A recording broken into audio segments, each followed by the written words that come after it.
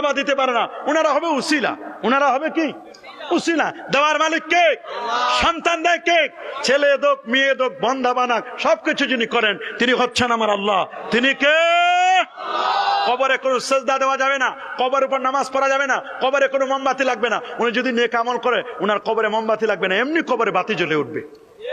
কবরে কোনো টাকা পয়সা দেওয়া লাগবে না, টাকা দেওয়া লাগবে পাশে যদি মাদ্রাসা থাকে, হেফজখানা থাকে, এতিমখানা থাকে, লিল্লা বোর্ডিং থাকে, মুসাফিরখানা থাকে, তাদেরকে টাকা দেন। এখানে দোতলা বিল্ডিংটা রয়ে গেছে, হেফজ ছাত্রদের কষ্ট হচ্ছে, দরকার আমাদের এই হেফজখানাটা দোতলা করা।